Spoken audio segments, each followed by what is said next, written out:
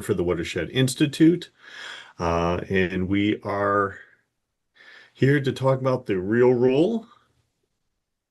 Advance my slide. If you don't know about the Watershed Institute, we're an environmental organization located in Hopewell Township. Keeping water clean, safe, and healthy is the heart of our mission. We work to do that through conservation, advocacy, science, and education. We are recording this webinar. It will be on our YouTube channel. We will provide you a copy of the slides. So we're always asked, do I get a copy of the presentation? The answer is yes, you will get a copy. If you do have a question, please use the Q&A function of Zoom. We will hold all the questions until the end. And I do appreciate everyone joining us this afternoon. And today we are joined by two really great speakers. We have Danielle McCullough from the Executive Director of the American Littoral Society. I'm gonna have some more coffee because I am not awake. I'm not going to read the whole bio because apparently I can't. We have Vince Mazzei. He is the State Floodplain Administrator at the New Jersey DEP. He has been with the DEP for a number of years and is a wealth of information. And then you all are stuck with me. I am Mike. I'm the Policy Director for the Watershed Institute. So here's our agenda. And I should mention all the bios are in the registration page, so you can get all the information there. We have our agenda. We're going to do some misconceptions that are floating around that are making this rule a lot tougher than it should be. We're going to talk about the state of the Garden State. We're going to talk about the overview of the rules, explaining nature-based solutions, and a little bit about stormwater management.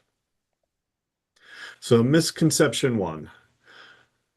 So a lot of people are saying that this is going to make putting a new roof on my house more expensive. I'm going to need permits, and it's going to just prevent me from doing that.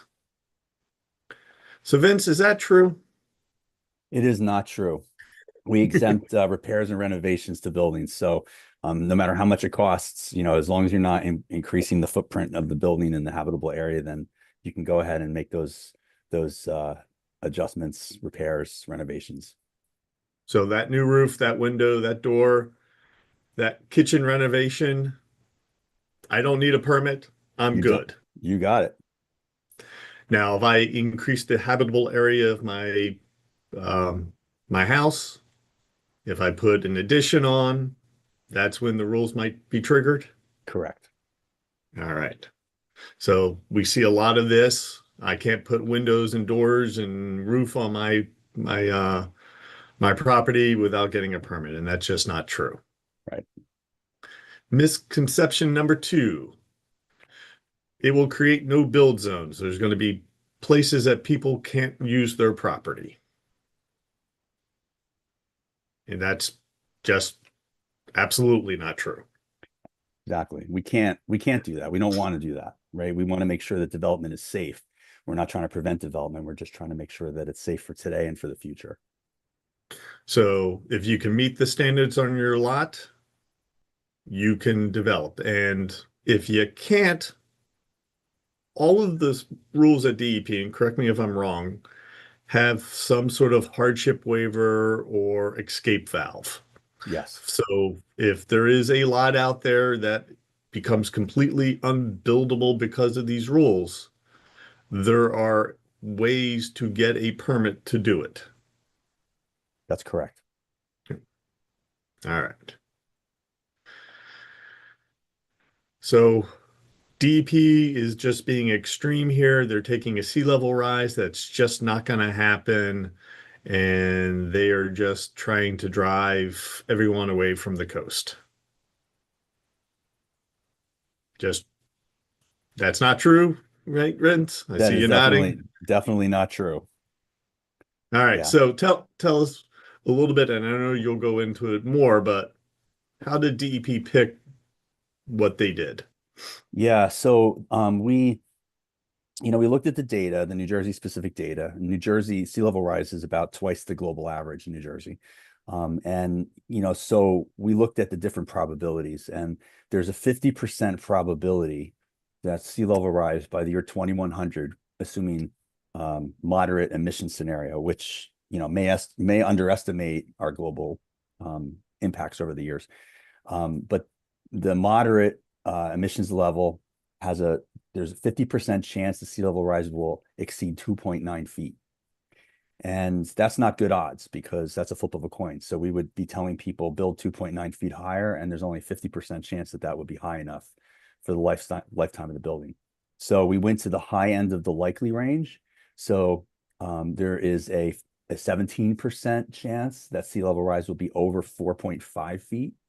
So we picked 4. We felt that that was a good, it was a nice balance between what the science was showing and what is practically achievable on sites. So let me flip it around, because people use that 17%. There's an 83% chance that sea level rise will be up to 4.5 feet. That's exactly right. It's not a 17% chance that we'll get up to 4.5. That's right. It's a 17% chance that we are going to exceed that 4.5. That's right. And if you look at, and I have that table that I'll talk about, but if you look at some of the numbers in that table, those are things that keep me up at night, because if we have high emissions, and the likely chance is higher, then, we could be seeing a lot more than 4.5 feet. And so it's actually 4.5, but the rules round it down to 4. Yeah, we rounded down to 4, but we have 1 foot of freeboard. So what that means is that if whatever the FEMA elevation is, you add 4 feet to it to come up to DEP's regulatory elevation, and then everybody's got to be 1 foot higher than that. Yeah. All right. And then our last misconception, not that this is the last one, but this is the last one we'll talk about.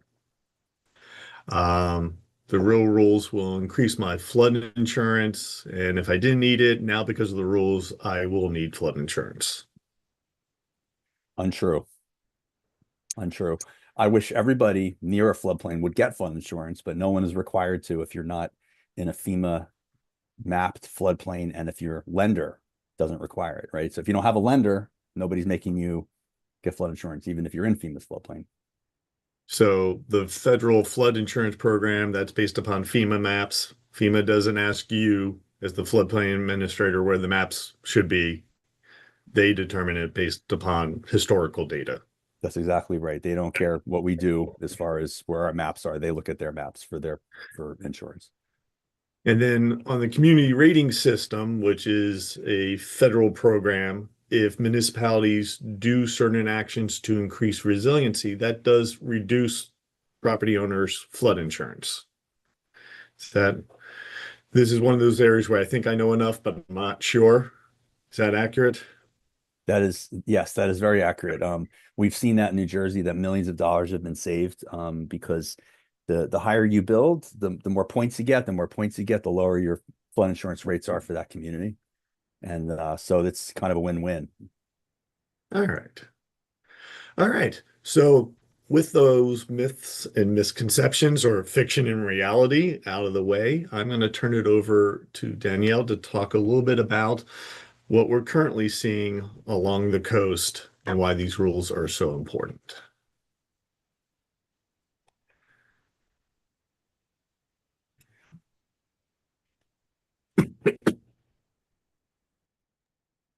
Okay, how's this look? It's good. All right. I'm Danielle McCulloch. I'm the executive director at the American Littoral Society. We're a coastal conservation organization that's been protecting and connecting people to the coast since 1961. And ultimately, we just want to ensure that we have strong resilience coasts for our fish, our wildlife, and our coastal communities. So I'm really glad that I can be here to talk to you guys about the changes to the New Jersey Pact Rio rules, a little bit about the nature side of why we want to see these rules enacted, and how nature-based solutions can help protect our coastal communities a little bit better. I want to talk to you guys a little bit about our state, and I think we have a varied audience, so I'm going to get pretty basic to start off with, and I hope that's okay. So I always like to say that I think the Garden State should be called the Coastal State because we are 80% coastal counties. We have 17 of our 21 counties touching tidal waters or bordered by the coast or in a coastal zone. And we also have 80% of our 9 million residents living in these areas, and the majority of our economic output comes from our coastal areas as well. So it's important to think about how to make sure we're keeping these communities strong, we're keeping our coast strong, and making sure that we are planning smartly and using science to do that. We have a lot of built environment, but I think the natural environment is really indicative of some of the changes we're seeing with sea level rise. And we're losing a lot of our marshes. They're not able to keep up with sea level rise and accrete at the same rate that the waters are rising. Um, we are losing most of our land at the edge. I mean, 2 to 5 meters a year is an extreme amount of loss, and we know that we're not seeing our land keep pace with sea level rise. So this is, research in on our coastal habitats, but it does apply to our built environment as well. And I'd like to show you guys, this was a report that was done by the Rhodium Group in collaboration with some others, including Rutgers. And it was done in 2019, so it's already outdated, but it's a great visual. I'll put the link in the chat for you to dig into the story map. But it really looks at our coastline and the risk of rising seas to it. And you just kind of scroll down and it shows you all the areas that are impacted by sea level rise, gives you the story, the data.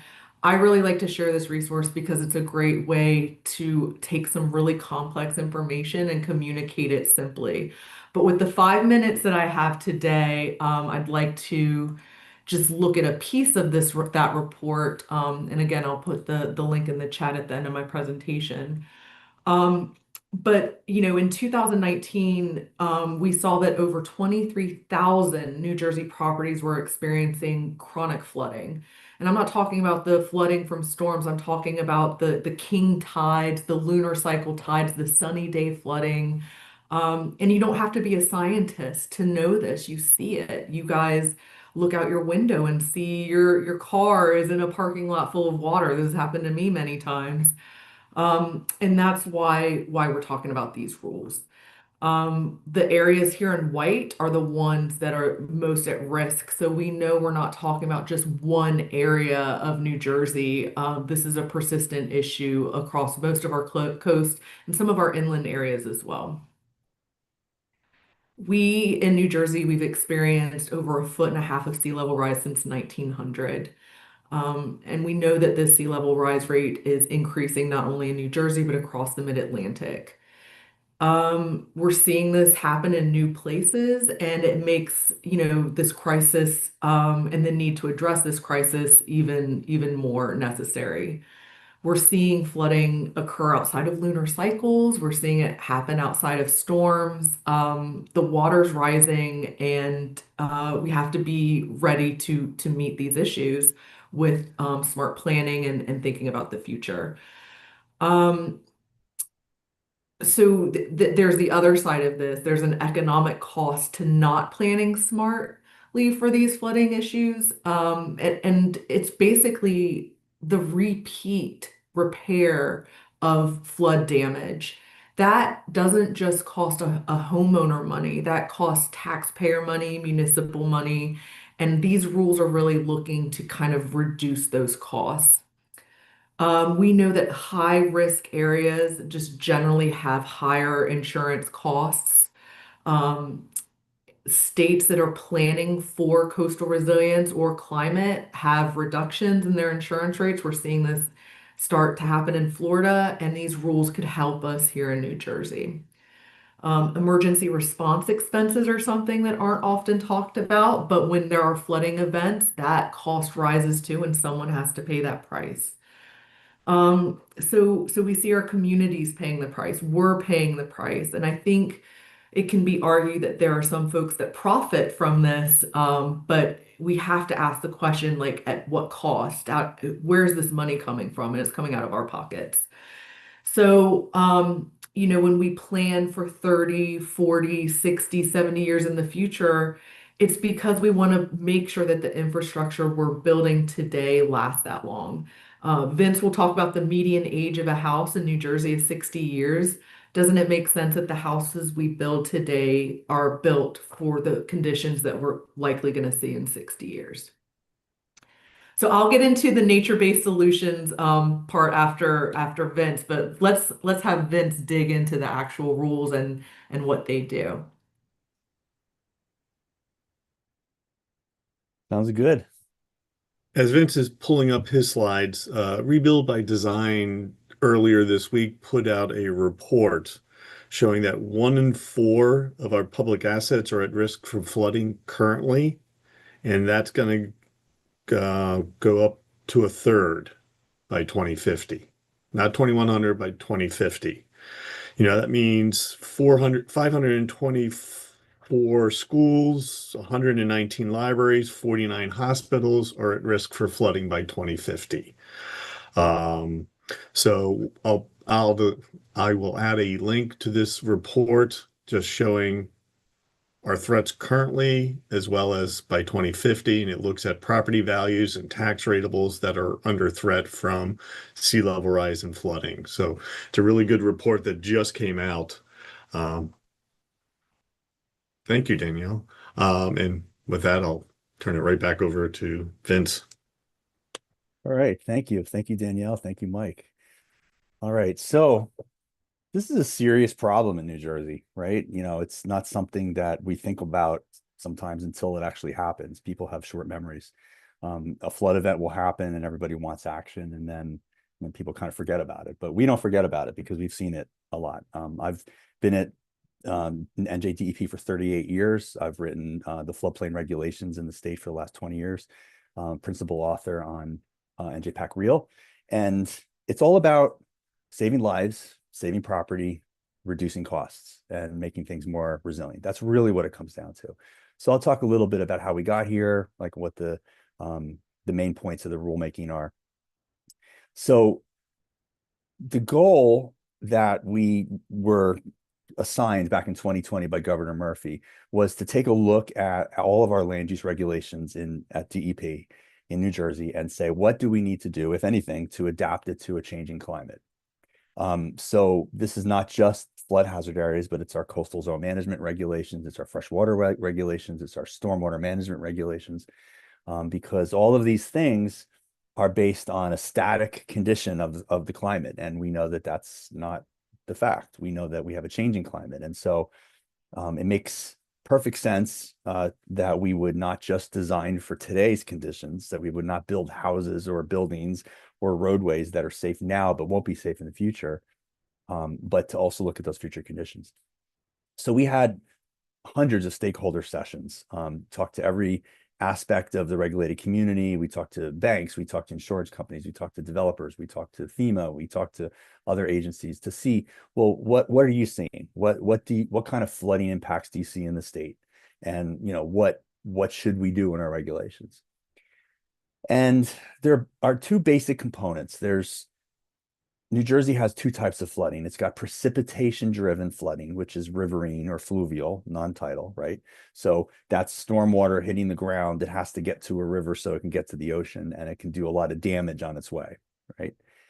And the unfortunate fact is that increasing atmospheric temperatures are causing increased rainfall intensity. A study that we relied on showed that in some counties in New Jersey that there was a likelihood that the intensity of rainfall could increase by as much as 50% by the end of the century. And so those storm sewer systems that are being built today aren't going to be able to handle all that increased runoff. And so that's a huge problem. And then the other side of the coin is our tidal flooding, which is primarily what I'm going to talk about today. That's exacerbated by rising sea levels. We see coastal communities having sunny day flooding pretty much all the time now. And the impact of sea level rise and flood elevations is unavoidable. So the two things that we did in 2023, we adopted what we call the Inland inland flood protection rules. And what that did was it said, you know, these FEMA maps, which are a snapshot in time based on historical data, don't reflect current conditions, and they certainly don't reflect future conditions because the FEMA mapping doesn't include any climate change considerations. So what we regulate now in riverine systems is a flood that is 3 feet higher than FEMA's. And that means it's bigger and wider than FEMA's floodplain. And that makes sense because we saw, like, for example, with Tropical Storm Ida, when it passed through in 2021, about a third of the flood insurance claims in the state were for people outside that line on the map because the flood doesn't know it's supposed to stop at that line on the map. So flooding outside that area is getting worse every year. And it also requires the stormwater management designs for runoff and floodplain calculations. If someone is calculating how much flooding is in a water, has to be based on the projections for the year 2100 because we want it to work. We want it to work today, and we want it to work during the lifetime of the structure. But what we're going to talk about primarily today is the newest piece of this, which is REAL, Resilient Environments and Landscapes, and that focuses mostly on tidal areas. So we adopted it in January. Some aspects of the rule, like the jurisdiction, were effective in January, but there's some grace period for applications until July 20th, 6 months. And what it does is it raises FEMA tidal flood elevations to 4 by 4 feet. And I'll show you what this looks like graphically. And it also creates what we call an inundation risk zone. So as sea levels rise, there's land that today is above sea level, but in the future will be underwater all the time or during high tides every day. And so that's a significant risk to people too. It's not just periodic flooding that happens during a tidal storm or a hurricane, but it's permanent inundation. So we'll talk a little bit about what those two areas look like. So this kind of is a good graphic. You can see that, you know, for example, 2010, you've got your high tide level, 2050, 2100. You can see as high tides are going up that the storm surge will also go up. And so that areas that are well outside FEMA mapped areas are at danger, at risk for flooding in the future. And that's what we're trying to anticipate with these rules. The situation in New Jersey is pretty severe. About 2/3 of the coastline is already considered to be at high or very high risk of erosion. 98% of the coastline is at medium or very high risk to sea level rise. And about 500,000 acres of New Jersey land is vulnerable to coastal hazards. So that's a huge part of the state. And this is unfortunately not just a New Jersey specific issue. This is a national issue, a global issue. For example, in a 10-year period from 2008 to 2017, over 70% of disaster declarations at the presidential level were because of flooding, right? So this is billions and billions of dollars a year across the country. So we knew this was happening, and we needed to respond to it. We wanted to make sure our regulations were reflecting the most current science, the best available data. And I know there's a lot on this screen here, but this is a screenshot. This is a table from Rutgers University's 2025 STAP report, Science and Technical Advisory Panel report. Now, we had initially based our regulations on the 2019 Science and Technical Advisory Panel report, and it was revised in 2025. So we knew about this and we adjusted our regulations accordingly. So as you can see here, and there's a lot going on here, but at the top of the screen, you can see the different planning years, 2040, 50, 70, 2100. And it shows you low emission scenarios, intermediate emissions, and high emissions, right? Because the more emissions there are, the more the temperature of the atmosphere increases. And the more the temperature of the atmosphere increases, the more intense rainfall you get, and the higher sea level rises. So we focused on the year 2100 because bridges and infrastructure that are built today are very likely to be here in 2100. And the median age of houses is over 60 years in New Jersey. So a house built today it's not unreasonable to believe that it's going to be here in 2100. So we looked at the year 2100 and we chose intermediate emissions levels, right?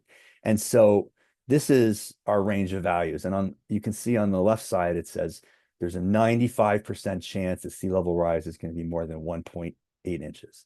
There's an 83% chance it'll be more than 2.2, and so on and so on.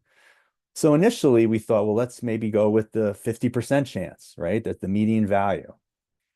But when you think about it, what that's really saying is that there's a 50% chance that sea level rise will be more than 2.9 feet. So if we made people build 2.9 feet higher, it would only have a 50% probability of being high enough, which is not good odds. So we went with the high end of the likely range of 3.8 feet. So there's an 83% chance that it'll be as much as 3.8 feet, assuming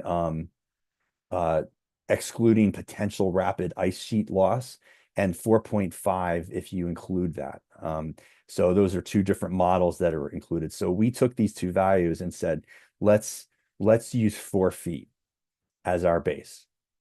So what that looks like, if you have your current sea level and your current shoreline, and you have 4 feet of future anticipated sea level, so land that's outside today's shoreline will be underwater. So that land between today's shoreline and the future shoreline, we're calling the inundation risk zone, simply because it's a zone where there's a severe risk of inundation at all times, right? So to give you an idea, this is an online tool that is available to the public.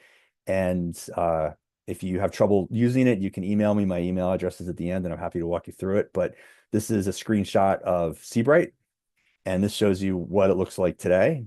And this is what it looks like with 4 feet of sea level rise. So everything that's blue or white or green would be underwater every day or all the time. And so that's a huge problem for that community, right? And a lot of coastal communities have the same issue. So we're not preventing development in the inundation risk zone. There's nothing in our rules or our statutory authority really that would allow that, and we don't want that. We want development to continue. We want it to be responsible. We want it to be safe. We want it to be environmentally responsible. So the new standards in these rules apply to new structures or reconstructed or improved structures with those exceptions that Mike talked about, right? So we're talking residential buildings. We're talking critical buildings, which is our term for things like schools, fire, police stations, and so on. These are facilities or buildings that are critical to a community's ability to respond and recover after a flood.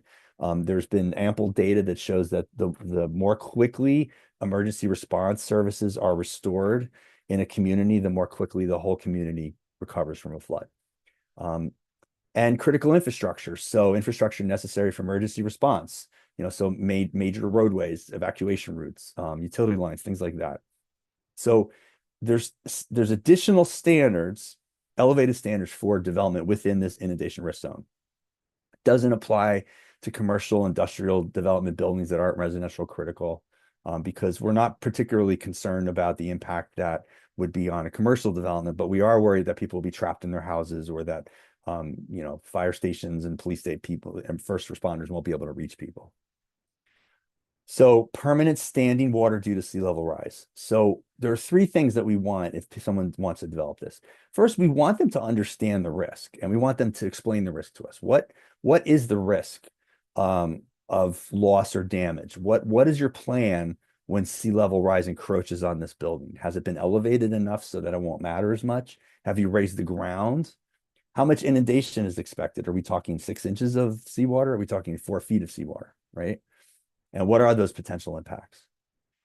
The next thing is what we'll call an on-site alternative analysis. What have you done to help ameliorate the risks?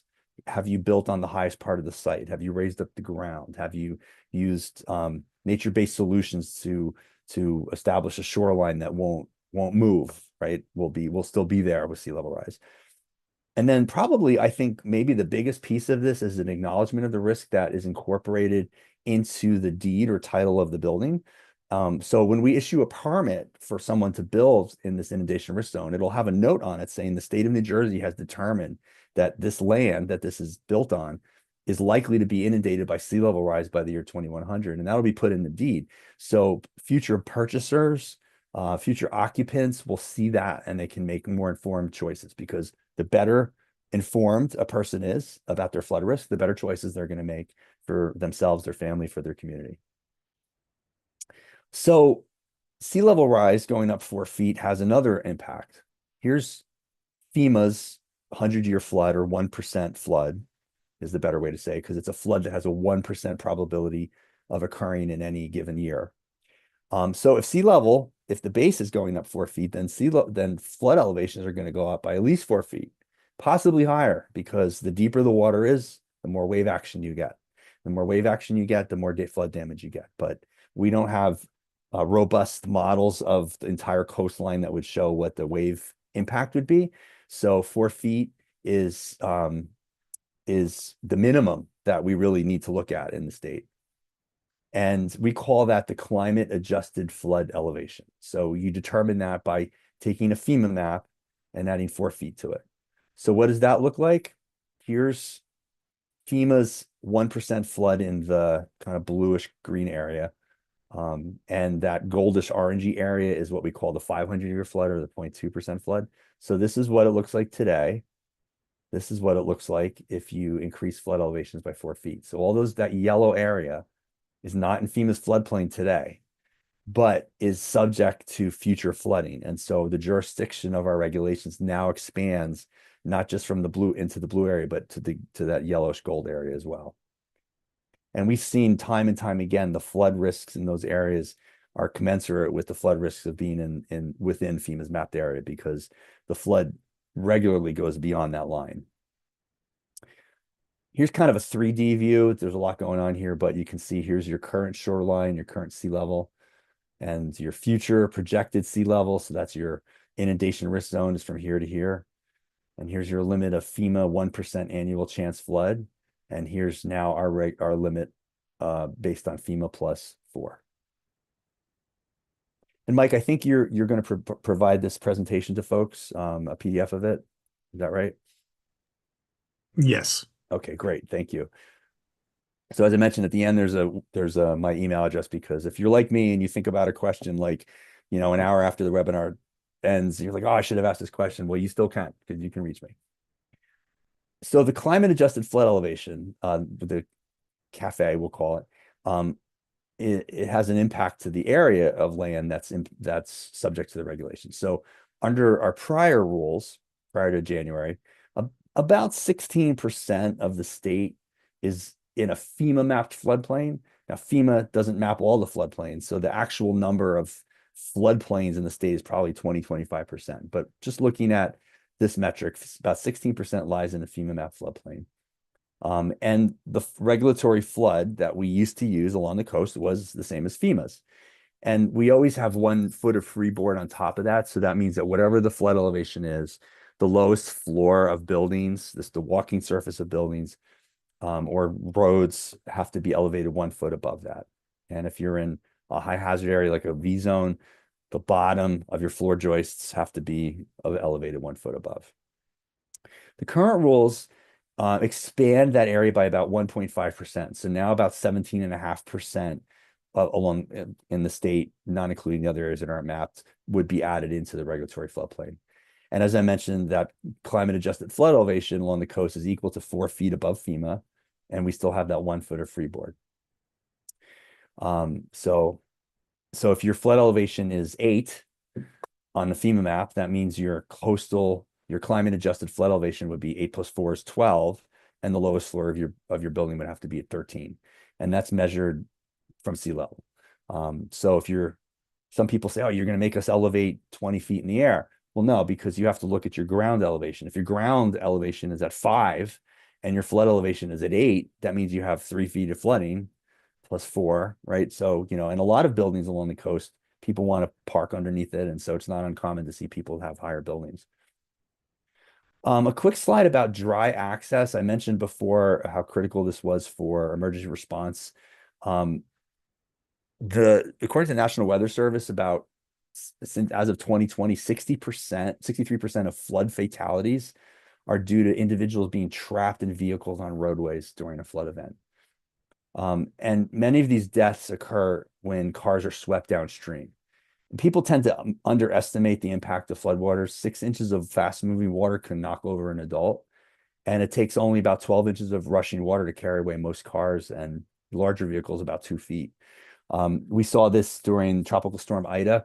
I live in Hunterdon County, and there were some areas where where highways had 3 feet of flash flooding on it, and there were fatalities because the water came down the highway so quickly that people could not get out of the way. So we have a requirement that if you're putting certain types of buildings in these areas that are subject to flash flooding, that you have to have elevated roadways so that people can get out and that emergency response responders can get in.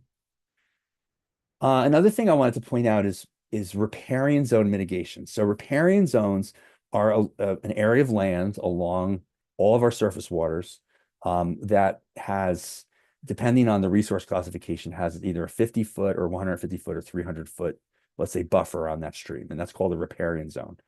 And what we used to do was we would say we need to minimize your impacts, and you would only need to mitigate for those impacts in limited cases. But we're realizing that this near stream vegetation, these trees, the vegetation that's there, it performs such an essential function for stream stability, for reducing temperatures. When you have lower temperatures, you have more dissolved oxygen, you have more, better benthic conditions for aquatic life. You have a much healthier ecosystem. So if you're in a 300-foot riparian zone and you get a permit from us to do some work, you have to mitigate for all the disturbance. So if you cut down 3,000 square feet of trees, you got to plant 3,000 square feet of trees someplace. If it's a 150-foot riparian zone, if you're cumulatively over 2,000 square feet, same thing. And if you're in a 50-foot riparian zone, if you're cumulatively over 1/10 of an acre, same thing. And this kind of is very similar to our freshwater wetlands rules. And then just a couple slides about sort of our permit process that we've improved. So we used to have in our flood hazard and our coastal zone management rules a lot of permits that were adopted as part of the rules called permits by rule. Now, really, there's only two kinds of permits in New Jersey. There's individual permits, which are individual site-specific reviews, and then there's what we call promulgated permits, permits by rule, permits by certification, general permits. They live in the rules. So if you show us that you meet that requirements that are listed out there, then you can get an authorization under those rules. The problem with permits by rule is that they were on an honor system. People would go ahead and build things and they didn't have to notify us. And so we couldn't keep track of it. We couldn't report to FEMA how much activity was happening under these permits by rule. So what we did was we converted them into what we call permits by registration. So it replaces all the permits by rule. And what you have to do is take about 10 minutes and you go online to DEP's permitting portal and you enter some basic information about who you are, what's your address, who to contact if there's a problem, what activity you're doing and so on. It's very simple. It doesn't cost anything. And once it's registered, the system will create a PDF of a letter saying, thank you for registering for this activity. Please show this to your local construction official, your local floodplain administrator. If you have any questions, here's who you call at DEP. Gives you a file number so that way we can track it, so we can run reports. And I think one of the biggest things too is that, we kind of have this one size fits all approach to regulations. And that's unfortunate because, as we know, different areas require different are sensitive to different impacts. So if you have one watershed that has a lot of impaired waterways, by tracking the amount of development in that watershed, we can say maybe we need to adopt TMDLs in this watershed, or maybe we need to change the threshold of development in this watershed so that mitigation is different and so on. And FEMA is happy because that way we can report to them all of the activities. And that is part of our NFIP coordination, because the state of New Jersey also participates in the National Flood Insurance Program. And that enables us to receive emergency funds after a disaster and so on. So next thing is permits by certification. So these are permits that you would go online and certify that various things were true. But we did a report on them and we found that a lot of the ones that we had were rarely used. And we found that people were misusing them, that they were certifying things that were not true. So we folded a lot of those into general permits and we expanded what can be done under permits by certification. But we now require that a New Jersey licensed engineer or architect have to be the ones to apply, because it's one thing if a homeowner mistakenly says, I'm not in a floodway, or my house is elevated enough. It's another thing for a licensed professional to say that. So we feel that this will increase accountability. And then finally, one thing I think DEP does a really great job at is looking at site-specific impacts and crafting permits and authorizations that, have a lot of conditions and contingencies, and we send it on its way. And we often don't know if someone's building the activity, if we give somebody a permit to build something, if they've built it, if they've built it right. So we put in requirements to say, hey, here's your permit, but before you start construction, you have to go online and you have to give us a notice saying we're about to start construction, so we can send staff out to inspect it. If there's any kind of deed restrictions that need to be filed, if it's not done in a timely manner, the system will automatically generate an email and say, hey, you were supposed to provide XYZ within 90 days and we haven't seen it. And then once you're done with your activity, you go online again and say, I'm done. And then if you have as-built drawings or anything that you want to upload, you can do that as well. And that way we can track these things. We can run a report and say there's 37 activities that are under construction in this municipality. Let's take a day and look at them and inspect them, right? And the system keeps track of all this stuff so that if a permit expires, we will let people know, hey, you didn't tell us that you started and your permit is about to expire. So are you extending the permit? Are you getting a new permit? Have you built it and you just forgot? So we think that this accountability is greatly needed, and I think will greatly improve the amount of compliance that we have in the state. So lots of data, lots of information.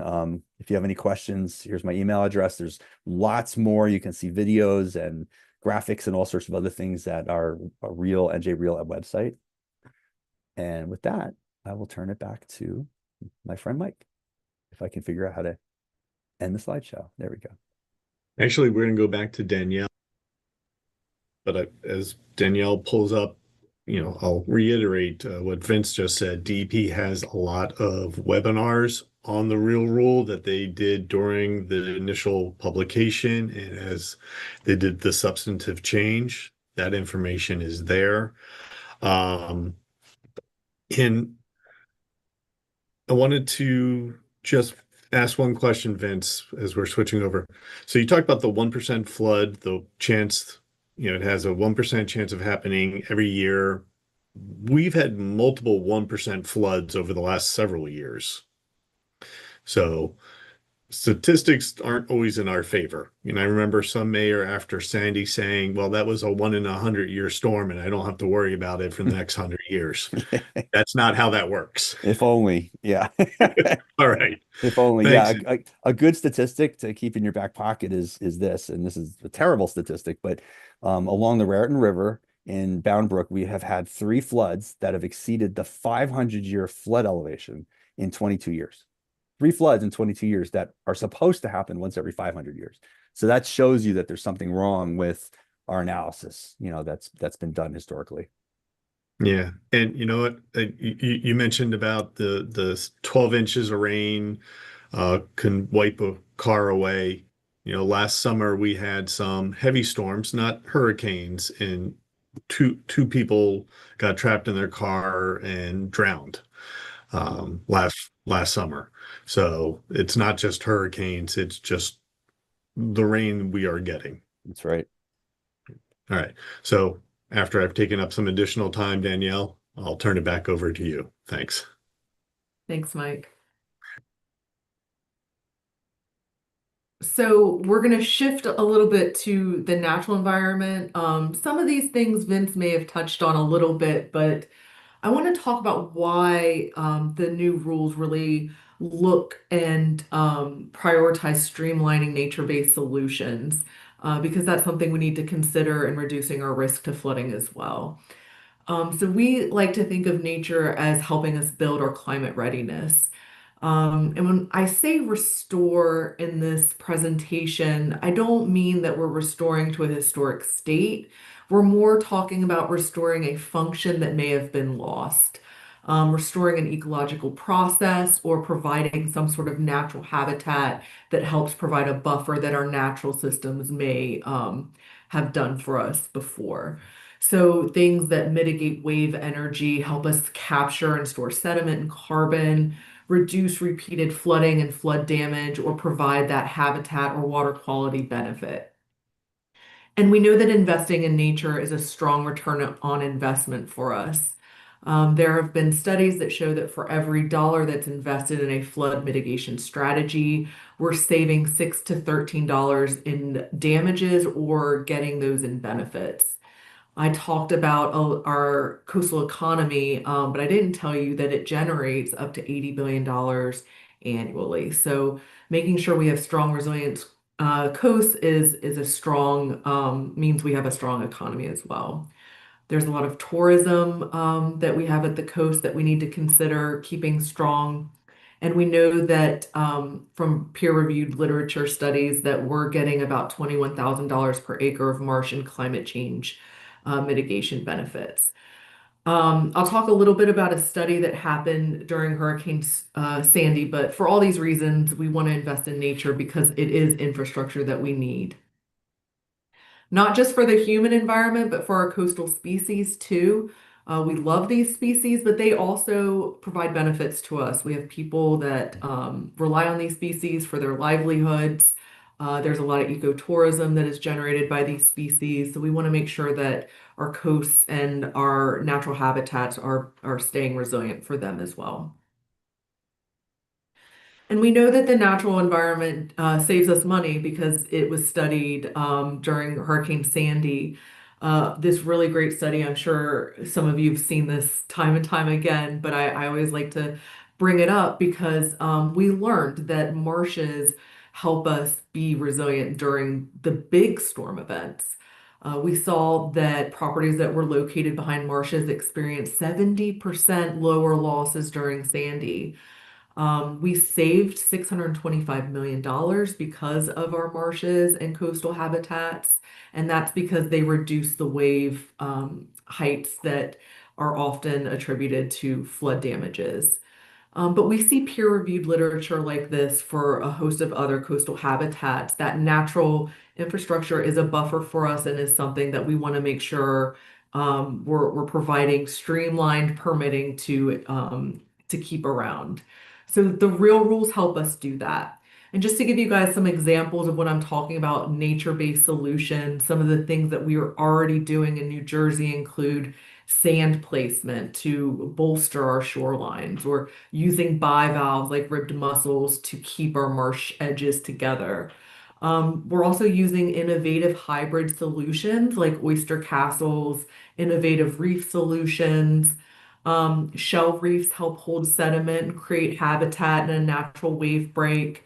And then even examples where we're using recycled Christmas trees in these branch box breakwaters to slow the wave energy and hold the sediment. We're talking about flood mitigating fish passage projects and restoring natural hydrology by taking down dams. A big hot topic right now is making sure that the sediment that's being dredged out of our channels is being put up against our shorelines to bolster our shorelines. And then we're seeing, projects that aren't just considering one tactic or one habitat or one strategy, because naturally we have a mosaic of habitats. And often we need to consider a multitude of tactics to restore that function that we want. So the rules help streamline all of these processes and strategies. And of course, native plantings and living shorelines, those have always been part of our general permit 24.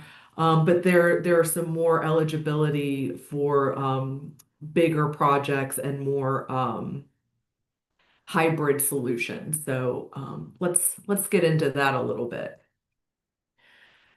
Fundamentally, the real rules are just explicitly creating a streamlined permitting pathway for all of the solutions and more that I just showed.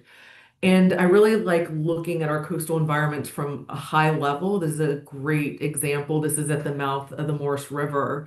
And we see a mosaic of different habitats. We see natural structures or infrastructure, and then we see the human-built one. So what we really want to do is make sure that these natural systems are helping our built environments and thinking of ways that we can do that and use nature to do that.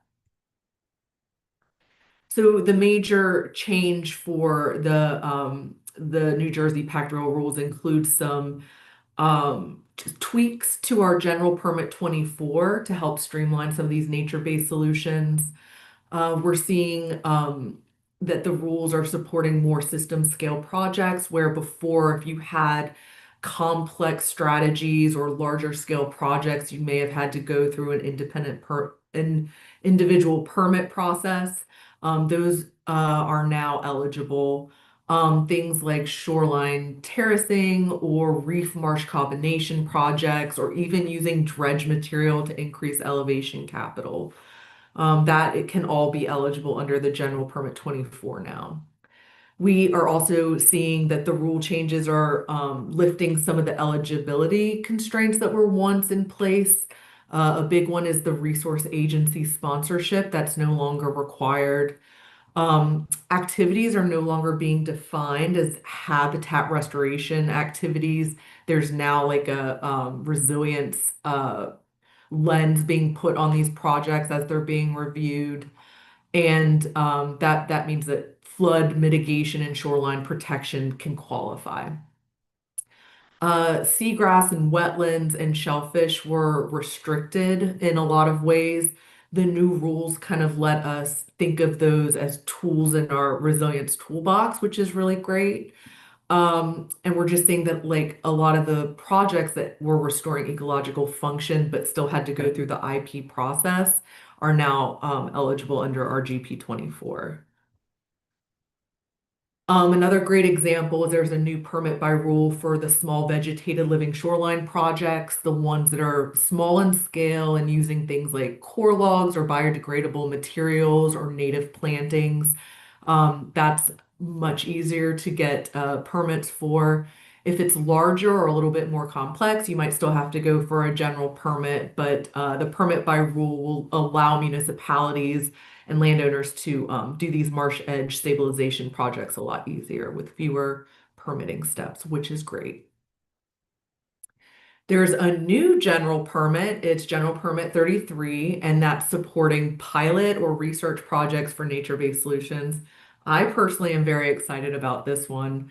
So if you wanted to try out different materials, reef materials, or wanted to look at different ways of using sediment, testing sediment placement at different elevations, as long as you have a robust research or monitoring objective, you could qualify for the General Permit 33. There's another new general permit by certification. It's GPBC 12, and that allows shell-based shoreline stabilization features.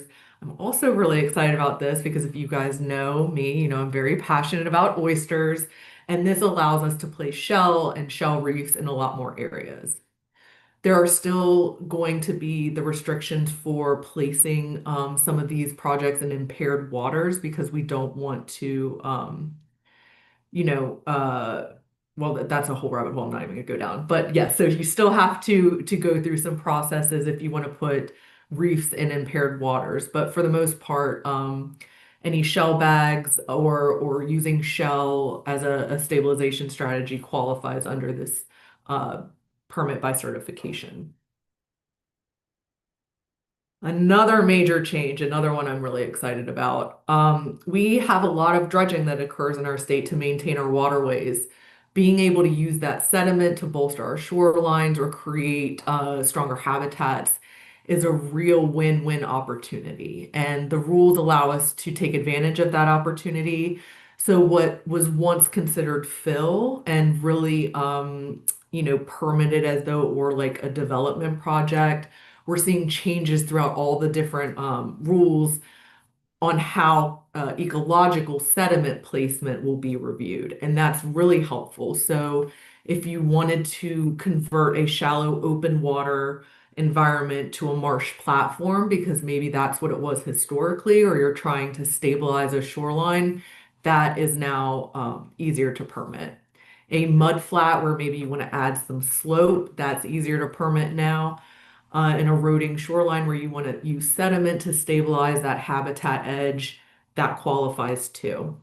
So it's just great that these ecological projects are now going to be able to be streamlined because it used to be very costly and time consuming otherwise. But they really made a huge effort to make sure that we have more nature-based solutions in our toolbox and can get them implemented quickly because we don't have the luxury of time. So in summary, we have a new general permit by certification 12 for shell stabilization projects. We have a new general permit 33 for the nature-based solution research projects. We have some clarifying language for GP 24, GP 17, and then we have the permit by rule for the smaller vegetated projects, which is great. So ultimately, these changes are collectively establishing a very comprehensive statewide coastal permitting framework for us. And it's really helping us advance these nature-based solutions that to help us, stay more resilient as our climates change. I wanted to just give you guys a few examples of projects and maybe the permitting pathway for those projects. I won't go through all of them, but they're in these slides that will be shared with you, and you're welcome to reference them. Obviously, you still need to be in contact with our land use folks and the people reviewing the permits, but it's exciting that we can kind of streamline the permitting process for getting these projects implemented. I've been working in this environment for a really long time. So if you want to implement a nature-based solution or try to mitigate some flooding in your backyard and want to try to use nature to do that, the American Littoral Society has a robust restoration project program and team willing to help you guys. We love to lend technical assistance or help people implement the right solution if we can. So here's my email. Feel free to call us anytime.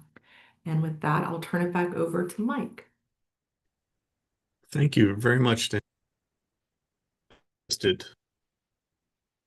Why nature-based solutions versus regular engineered solutions? Why are we excited by nature-based and making it easier to get those permits? I always think that you need to have an engineer at the table for major problems. I'm not saying that nature is always the solution. In some situations, I do think you need an engineered solution or a big bad rock project. So I do want to say that because I think there are situations where if we say that nature is always the solution, we get in trouble. But nature, in many cases, is able to adapt. Nature was here first. Nature was made to spring back after a storm or grow and accrete and get elevation over time, like an oyster reef would. So, in many cases, it can be more resilient than something like a bulkhead, which after a storm, you might need to replace. It's always important to get some expertise and make sure that you're talking to engineers or people that work with nature-based solutions before making those decisions. You always want the right tool in the toolbox for the energetics of your system. You also want to make sure that it's not just one solution, maybe it's multiple, but in general, nature is better adapted to being resilient against a storm than a flat shoreline is. Great, thank you. And as I'm pulling up my slides, what is an oyster castle? You said that and It's majestic. It's it's basically, there are so many different configurations, Legos, blocks, um, things that are being used to recruit oysters right now. But oyster castles are just one of those tools. They are basically, you can Google them. They're basically these like blocks that lock into place and you can build them into different configurations like Legos, and they're great at breaking up water. They're great breakwaters, and they're great at creating interstitial space for fish and crustaceans, and they recruit oysters well too. That project was at Gandy's Beach. It was one of the largest oyster castle projects I've seen in the state, but I think there's a few more too. cool. All right. I learn something all the time. All right. I get to talk about some of the changes the Real Rule did to our stormwater regulations. I'm very excited by these changes, which probably means I need to get out more. But the Real Rule created some additional changes to the stormwater regulations at NJAC 7:8. You will notice the lawyer versus the engineer and the scientist. So there are four changes, or four main changes. One, we now have a redevelopment standard. We have a requirement for volume reductions, somewhat of a TMDL implementation, and climate resiliency planning. So I'm going to go very quickly over those. There you go. So redevelopment standard. Up until the real rule, you'd have the site on the right here, which is 95%, 98% impervious cover. I forget, this site was probably built in the 40s or 50s. There is zero stormwater management. And if we do a redevelopment up until the real rule, you would by and large not have any stormwater management going in afterwards. Because what happens is it's a major development. If I disturb an acre of soil, so I probably are disturbing an acre of soil. And so I'm going to have to maybe do quantity and recharge, but I only have to match what was there beforehand. If there was no recharge, I have to match no recharge. From a quantity perspective, all I have to do is match the rate by which the stormwater runs off. So probably I'm not doing anything. From a water quality perspective, before the real rule, if I'm not creating a new quarter acre of regulated motor vehicle surfaces, driveways, parking lots, roadways, I don't have to do water quality treatment. Now, DEP had sort of implemented a procedure where you had to do maybe 50% water quality treatment, but the real rule says when I'm doing a reconstruction, and they define what reconstruction is of a motor vehicle surface or impervious surface, I now have to institute water quality treatment. And the normal water quality treatment using green infrastructure that's found at 8:5.5 is now going to happen on redevelopment sites. So we start to see water quality improvements through time.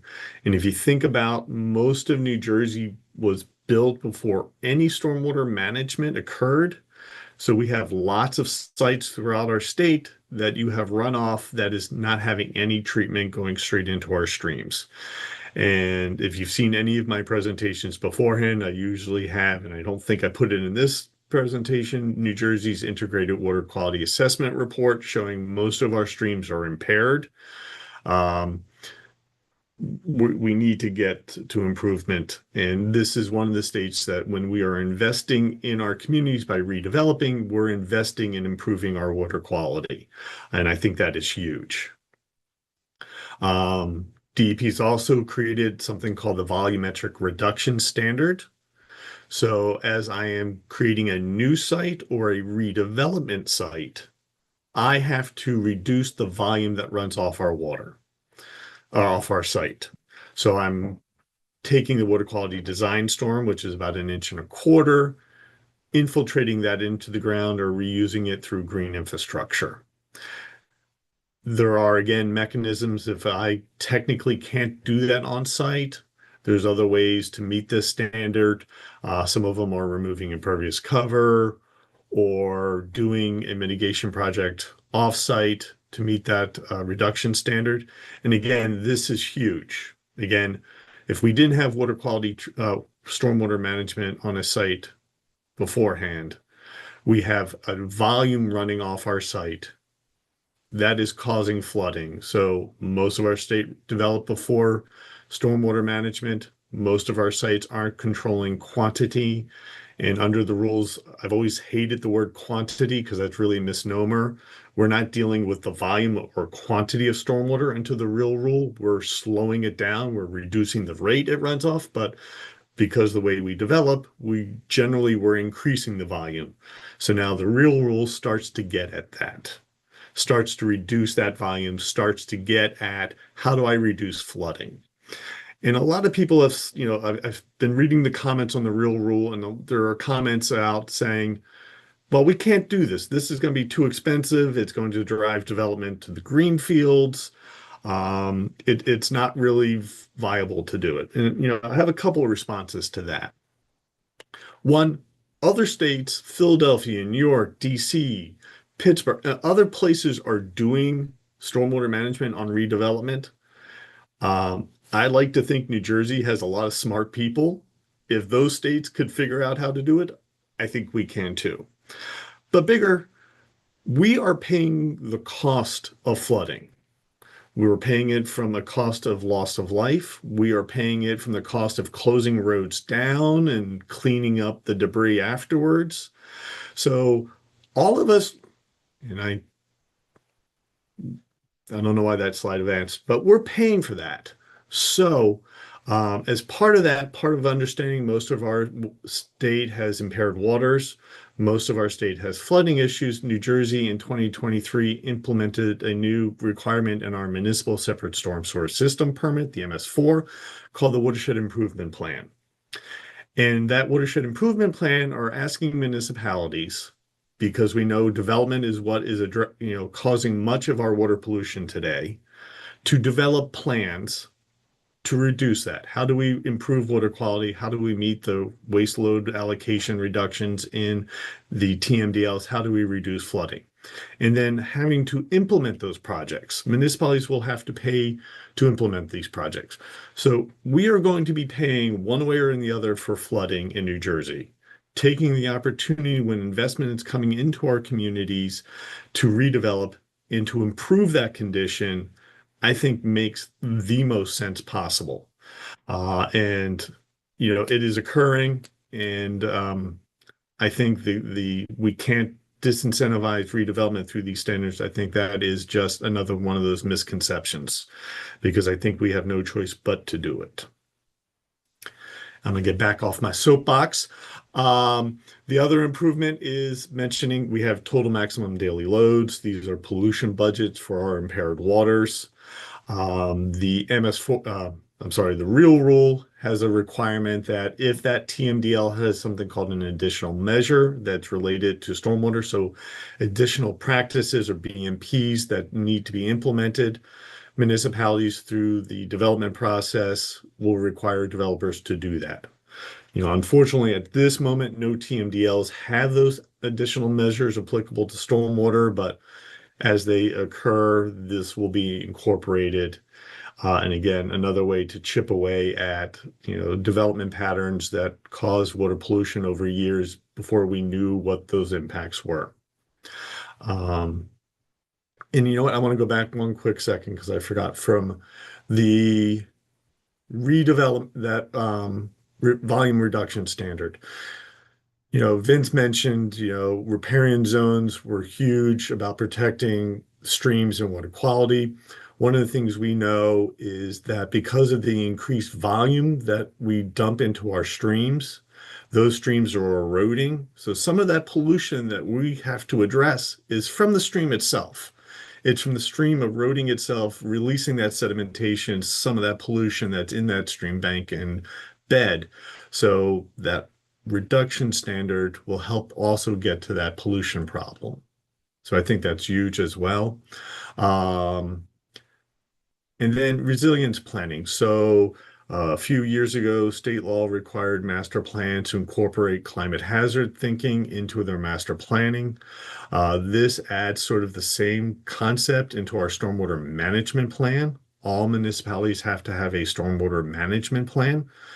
And so as we do those plans, looking at where are our basins that can handle the increased volumes that we are getting? Where are our infrastructure that are undersized because the amount of water we are getting is more than what we planned for? Or, and this is not a great picture, but there was a development application a few years ago that was discharging into a tidally influenced water. That discharge pipe was going to be underwater during those mean high tides, so that highest tide. And as we are getting higher tides, higher sea level rise, are our pipes going to be underwater? If our stormwater pipes are going to be underwater, how's that discharging stormwater during a storm event? So taking a look at that, what is our infrastructure? How's that vulnerable? And then, looking to see what we can do. Again, as New Jersey continues to have those impacts from increased storms, from climate change, making sure what we build today and what we have can address that is super important. And so from a municipality's perspective, municipalities have to do a few things from the real rule. One of them is taking those updates to the stormwater regulations, incorporate them into our stormwater control ordinance as soon as possible. That way we start to, as we get development applications, start to see those improvements over time. There were great improvements in this ordinance, the regulations from the real rule, but we can even do better. There's a couple organizations, including ours, that have an enhanced stormwater management ordinance that can be adopted. Taking a look at our watershed inventory report. So from the watershed improvement plan, all municipalities should have had developed their inventory report. What do you have? What are your infrastructure? What are your BMPs? Where are your basins? Where do they outfall? And that might be one of the first places to take a look at to identify what stormwater infrastructure your municipality has that may be impacted by climate change. And looking at that and maybe looking at ways through the watershed improvement plan to address those vulnerabilities.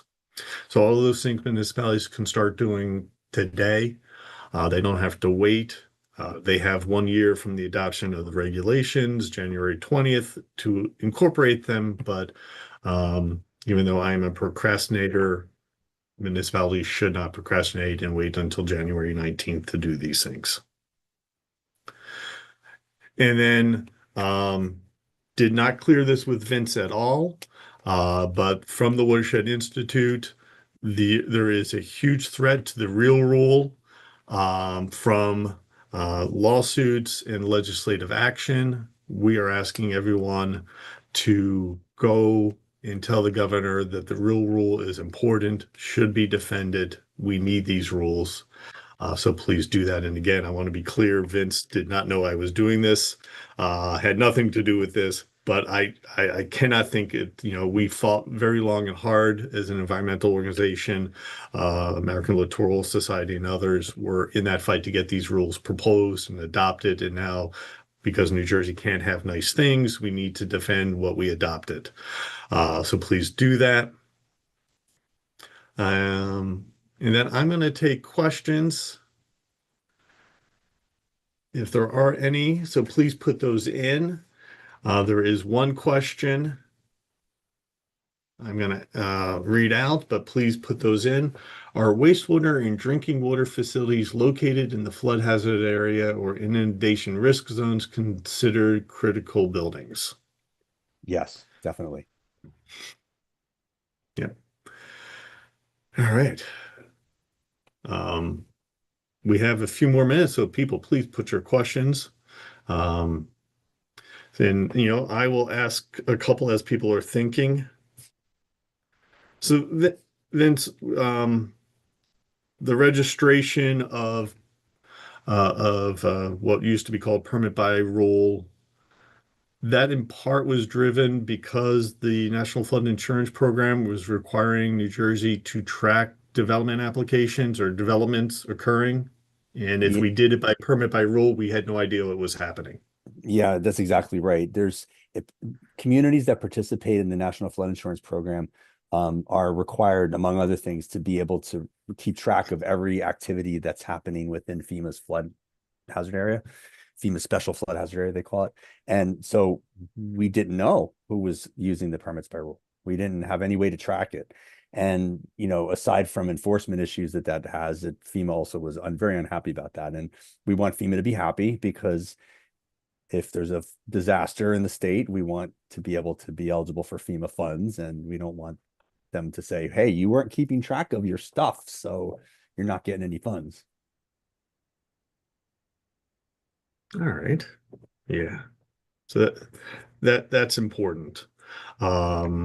And the other thing, and I think it was mentioned in the narrative when these rules were proposed, understanding the developments that were occurring in our watersheds was important to figure out why water quality was doing what it was. And as you mentioned, then figuring out how to respond. And before we had these permit by registrations, people would use the permit by rule. You'd have no idea the development application happened. And then you look at water quality data and go, what's happened? Right. Right. We want to be able to look at a watershed and say, in this watershed over the last 5 years, we've permitted this much loss of vegetation, this many, acres of pavement, whatever, and look at the impact that it's having on the waterway. And then we can adjust the regulations for that particular watershed. All right. Any other questions in the Q&A? I see Pat Doyle listed a couple Yep. questions in the chat. Yep. There's a couple in the chat. So yes, there is a tremendous misinformation campaign against the rules. It's disappointing. We can have, in my opinion, we can have discussions on implementing policies, but if we're not agreeing to the facts, we got problems.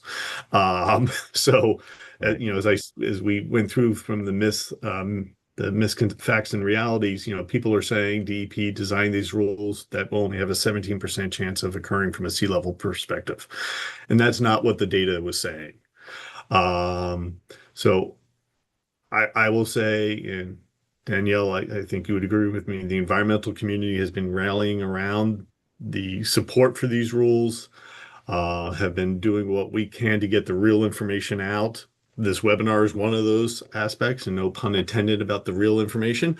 And ANJAC did 2 webinars in March, which Vince, I think you participated in. DEP has the fact sheets on their website. So we will continue to do that, and we need everyone to step up to help. And DEP, I'm sorry, Mike. I should point out DEP is also we're crafting the best way to reach out to all these communities, because there's so much pushback from elected officials and local officials, and no one has actually shown us an actual reason why it's a problem. It seems to be just all sort of a visceral response that it's going to ruin everything along the coast. And so we want to have those conversations, because that's clearly the opposite of what our intention is. Our intention is to save the coast. And so I think that if people understand our how we got here, I'm going to be hopeful that they will understand a little better what we need to do. Yeah, and we talked about it earlier, but I think every single land use DEP regulation has some level of hardship waiver that if it's just, I'm going to use the phrase, and I'm probably not accurate, but technically impossible to meet the standard because of some unique condition on that site, there are relief valves. And I know the Freshwater Wetlands Protection Act has a provision that if the wetlands regulations results in a taking, there's an ability to rethink and either allow a development or, in fact, go ahead and implement a takings and purchase that property. So, these rules were not designed to create no build zones, to prevent all development. And if there are some unique circumstance on a lot, there are abilities to address that. That has always been in the rules. And that doesn't change. And then the question about litigation, my understanding is the litigants have asked for a stay, but that has not been ruled on. So these rules are in force and effect as we speak. There was a delayed in implementation through, I think, July 20th. It was 180 days from adoption. But that is, as far as I know, the appellate courts have not issued a stay at this moment. No, there's no stay. There's no talk of a stay that I'm aware of. The rules are implemented now as of January 20th. And we do give a 6-month grace period, I'll call it, so that people can use the old rules for 6 months in certain cases.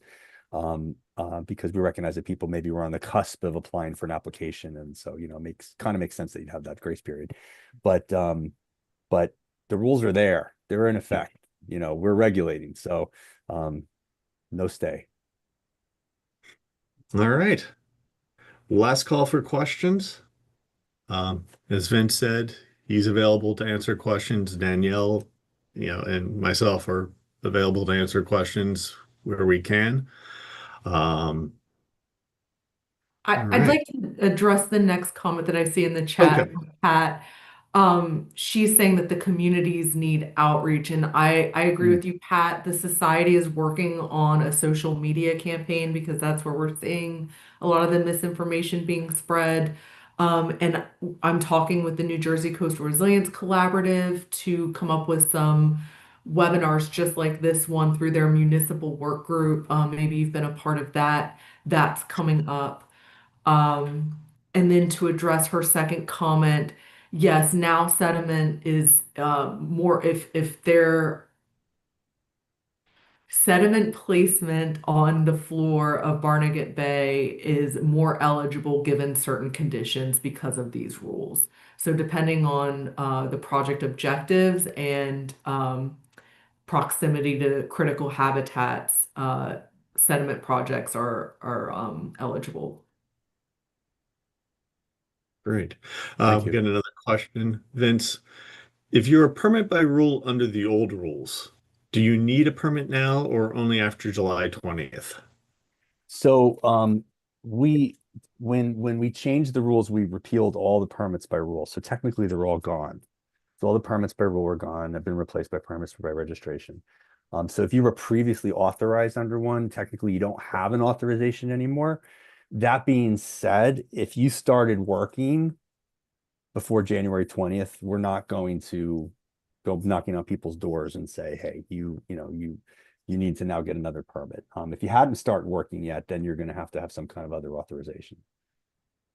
And it might just be a permit by registration. It might be the same exact thing that you were doing. It's just now you have to go online and register it. Sounds good. All right. Well, Danielle and Vince, thank you very much for your time. Everyone else, thank you very much for attending. Our Technical Friday series is ones we try to do once a month. The next one is the benefits of restoration. So nature-based solutions, wetlands creation, wetlands restoration, stream bank restoration, and floodplain reconnection. We have two people from RES who've been doing a lot of work in Pennsylvania for PennDOT on the success of that. And then Mark Gallagher and myself will be talking about restoration. My hope is that as towns are doing their watershed improvement plans, we look more towards restoration and nature-based solutions than a more engineered solution to implement. I think that gets us a bigger bang for our buck in many cases and has additional benefits. So that is on May 8th. As I mentioned, we do our Technical Fridays. Here is our schedule for this year. Please go onto our website and join. In many cases, we're able to provide CEUs for professionals. So be on the lookout for that. And with that, again, Vince, Danielle, thank you very much. Audience, thank you very much for staying with us and spending your time on a Friday with us. Thank you. Thanks, everyone. Happy Friday. Thanks, Mike. Happy Thank you. Friday.